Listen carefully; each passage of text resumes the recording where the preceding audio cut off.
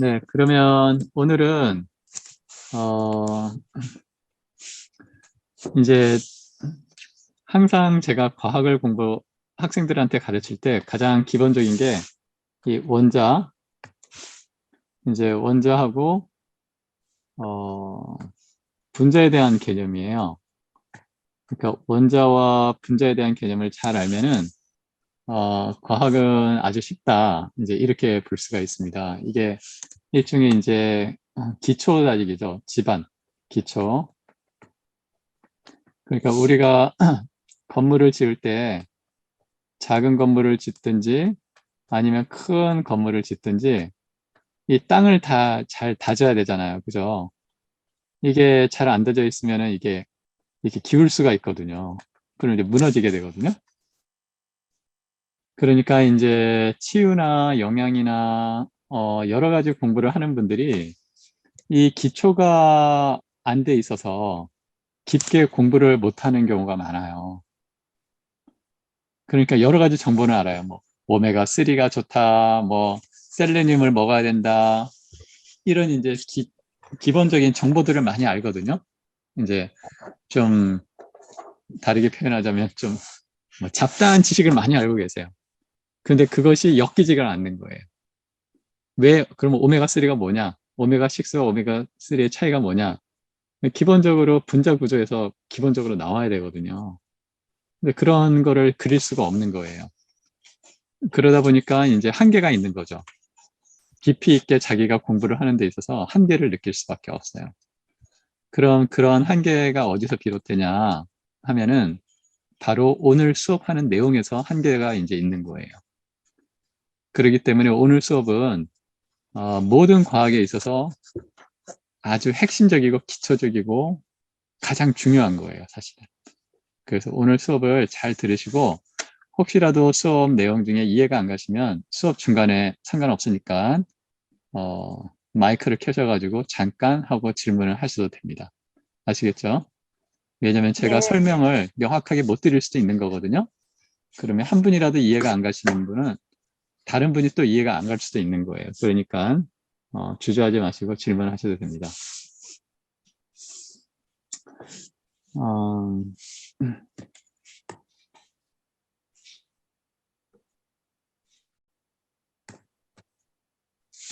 이제 오늘 수업의 내용은 7챕터만 잘 하시면 돼요. 7챕터. 제가 그 인디자인으로 파일 보내드렸죠? 한번 읽어보셨는지 모르겠는데 읽어보신 분은 그거 이제 생각하셔도 되고요. 혹시 안 읽어보신 분은 오늘 수업 듣고 PDF 파일로 인디자인 PDF 파일로 보내드린 그걸 다시 한번 보시면 됩니다. 2시간인데 1시간은 원자의 구조, 또 주기율표, 억택 규칙, 억택 규칙은 8개 규칙 이런 거거든요. 그 다음에 이제 공유결합, 또 이온결합, 또 전기 음성도 이런 개념을 알게 될 거예요. 그러니까 우리가 이제 공자님도 그러셨잖아요.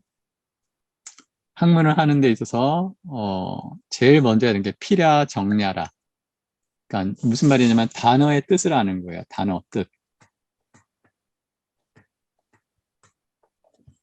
단어의 뜻을 한 문장으로 설명할 수 있어야 되는 거예요. 그러면 대부분의 학문은 이 단어와 단어의 관계의 해석의 문제거든요.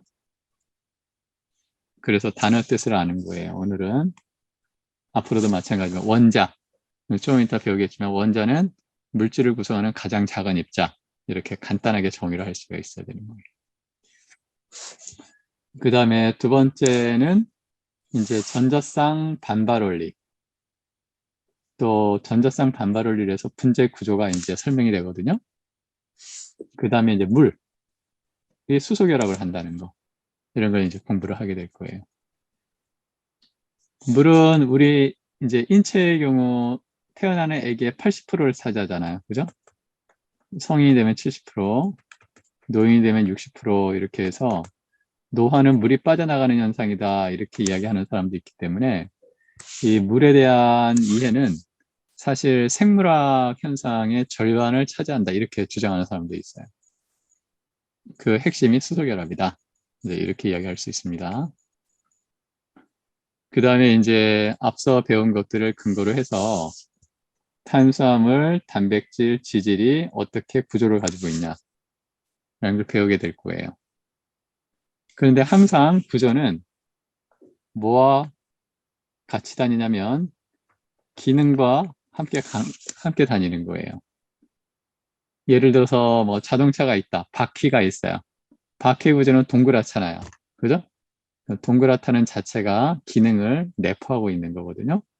그래서 구조를 아는 것은 매우 중요하다. 이제 이렇게 볼 수가 있습니다. 오늘 수업의 목표는 기본적인 원자와 분자 구조를 이해함으로써 우리가 생물학이나 생화학 또 생리학 특히 현대에 있어서 대사 관련 질환들 당뇨, 고지혈증, 고혈압, 암, 그죠?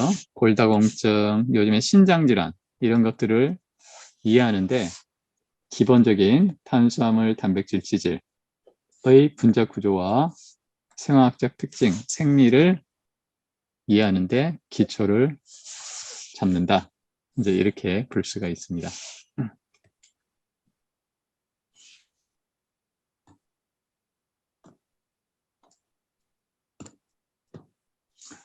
그러면 이제 첫 번째 원자의 구조에 대해서 하겠습니다. 원자는 정의가 물질을 구성하는 최소라는 건 가장 작다 이런 뜻이죠. 가장 작은 입자라고 정의를 합니다. 근데 이제 원자는 가운데 핵이 있고 여기 핵이 있죠. 핵이 있고 전자로 이루어져 있어요. 그래서 가운데 핵이 있고 주위에 도는 전자, 가운데 핵이 있고 주위에 전자가 돈다. 이게 원자의 기본 구조다. 이제 이렇게 이야기할 수 있습니다. 그런데 핵의 반경은 대략 10의 마이너스 18승 미터. 그리고 핵과 전자 사이 거리는 10의 마이너스 10승 미터. 이제 이렇게 이야기를 합니다. 그리고 핵은 크게 양성자하고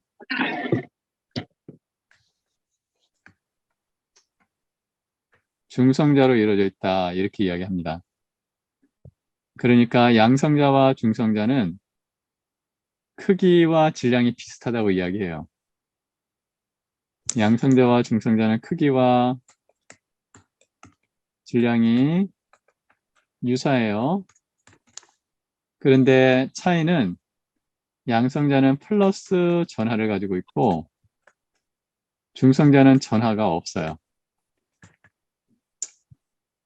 그 다음에 전자는 양성자 무게 1860분의 1 정도의 무게를 가지는데요. 마이너스 전하를 가지고 있어요. 그래서 이제 이게 이제 사실은 오늘 수업의 핵심이에요. 그런데 이제 여기서 전하라는 개념이 나와요. 전하. 전하의 실체는 아직 과학적으로 밝혀져 있지 않아요. 다만 현상적으로 전하는 마치 자석에서처럼 자석에 보면 N극과 S극이 있잖아요. 그죠? 그러면 N극은 S극을 당겨 밀어내요. 당기죠. 그쵸? 그것처럼 플러스 전하와 마이너스 전하는 서로 당긴다. 서로 당긴다. 플러스와 마이너스는 서로 당긴다. 또 플러스와 플러스는 서로 밀어낸다. 또 마이너스와 마이너스는 서로 민다. 이제 이 개념이 아주 중요해요. 그러니까 이 개념만 잘 알면 이제 앞으로 공부하는 거는 쉬워요. 그러면 플러스와 마이너스는 차이가 뭐냐? 그냥 반대된다는 뿐이에요. 그러니까 전자를 만약에 플러스 전하다 이렇게 이야기하면 양성자는 마이너스 전하가 될 수 있는 거예요. 그러니까 플러스냐 마이너스냐 그 자체는 중요하지가 않고 서로 반대되는 전하를 가지고 있다. 그게 이제 핵심입니다. 이해가시죠? 네. 질문 없으시면 넘어갑니다. 혹시 중간에 질문 있으시면 꼭 하세요.